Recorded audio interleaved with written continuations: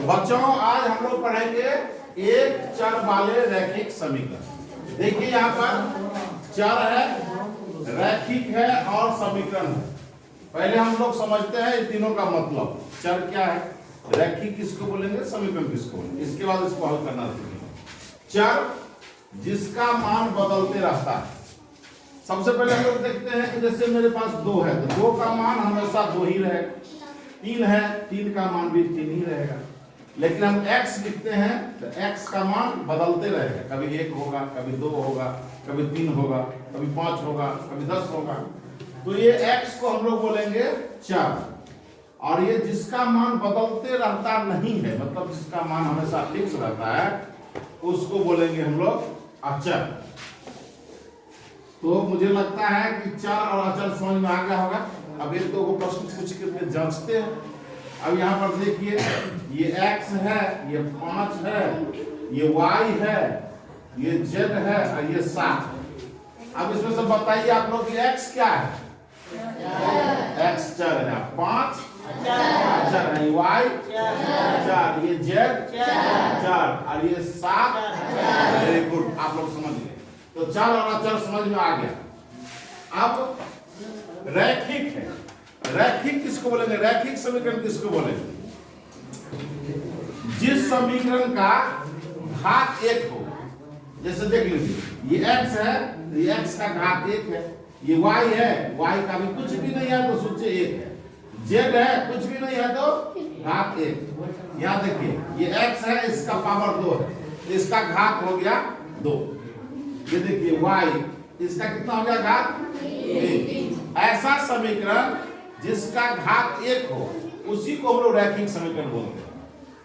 ऐसा समीकरण रैखिक समीकरण किसको बोलेंगे? लिखते जाएंगे आप लोग, रैखिक समीकरण। ऐसा समीकरण, ऐसा समीकरण जिसका घात मतलब पावर 1 हो। ऐसा समीकरण जिसका घात 1 हो। जैसे देख लीजिए, ये देखिए 5x जोड़ 5 बराबर 10। यह एक समीकरण है। बराबर होना चाहिए समीकरण में, तभी समीकरण होगा। बराबर नहीं रहेगा तो समीकरण नहीं होगा। तो ये समीकरण है, इसमें x का घात कितना है? 1। तो ये रैखिक समीकरण हुआ। देखिए y जोड़ 5 बराबर 15। इसमें y का घात कितना है? 1। ये भी रैखिक समीकरण हुआ। ये देखिए y स्क्वायर जोड़ 5 बराबर 10। इसमें y का घात कितना है? 2। तो यह रैखिक समीकरण नहीं हुआ। यह रैखिक समीकरण नहीं हुआ। और देखिए x का पावर 5 जोड़ 6 बराबर 16।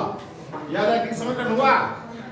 ये भी नहीं हुआ। जिसका घात सिर्फ और सिर्फ 1 हो, ऐसा समीकरण जिसका घात सिर्फ और सिर्फ 1 हो, उसको ही रैखिक समीकरण बोलते हैं। तो अब हम आप लोग को जांच के देखते हैं कितना सीखा, कुछ आप लोग सीख पाए कि नहीं सीख पाए, देख लीजिए। चलिए 2-3 समीकरण लिखते हैं और आपको बोलना है कि इसमें से कौन सा रैखिक है। समीकरण नंबर 1, समीकरण नंबर 2 और समीकरण नंबर ये हुआ 3। पहला जो समीकरण है x जोड़ 5 बराबर 10, यह रैखिक समीकरण है या नहीं है? Very good. x स्क्वायर जोड़ 5 बराबर 10, ये नहीं है। क्यों? क्योंकि इसका पावर 2 है। y जोड़ 3 बराबर 6, यह है क्योंकि इसका पावर 1 है, इसका घात 1 है। ये समझ में आ गया आप लोगों को? रैखिक समीकरण समझ में आ गया? इसको मिटा दें, आप लोग लिख लिए? Very good. अब इस रैखिक समीकरण को हम लोग हल करेंगे। देखिए बच्चा लोग कंफ्यूज हो जाता है कि कहीं कहीं लिखा रहता है कि मान निकालो, कहीं लिखा रहता है मान निकालो, कहीं लिखा रहता है सरल करो। कहीं लिखा रहता है हल करो, मान निकालो, सरल करो, हल करो। सबका मतलब एक ही होता है, मान निकालो, सरल करो, हल करो, सबका मान एक ही होता है। अब हम लोग एक दो समीकरण को हल करेंगे, इसके बाद आप लोगों को देंगे बनाने के लिए। सबसे एकदम छोटा समीकरण लेते हैं। पहला नंबर x जोड़ 5 बराबर 10। हल करने का मतलब हुआ इस समीकरण में जो चर है उसका मान निकालना। इसमें चर कौन है? x। चर कौन सा है? मतलब x का मान निकालने को ही बोलेंगे हल करना। तो x के बगल में क्या है? 5। तो 5 को यहां से हटाना पड़ेगा, तब तो x का मान निकलेगा। लिखेंगे x बराबर, बराबर तो उस पार कितना है? 10। और इस वाला 5 को इधर ले जाएंगे तो इसका चिन्ह क्या है?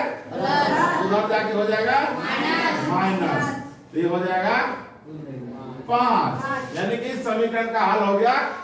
यदि समीकरण को सरल करने के लिए बोलता तो भी लिखते x बराबर, यदि समीकरण को हल करने के लिए बोलता तो भी लिखते x बराबर, और यदि समीकरण में x का मान कहता तो x बराबर। चलिए समझ में आ गया।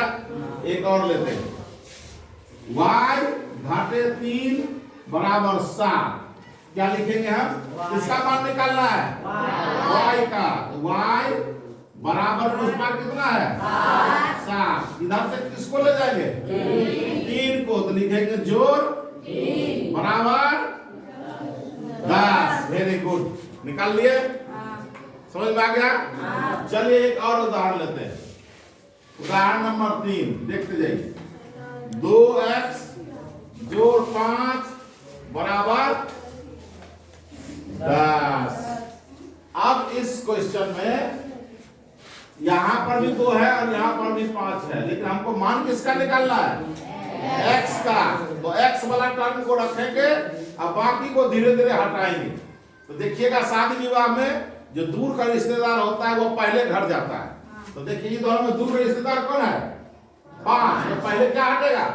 5। तो 2x रहेगा, ये इसका नजदीक का रिश्तेदार है, इसके पास अभी रहेगा। दूर का रिश्तेदार यहाँ से जाएगा, यहाँ क्या लिखेंगे?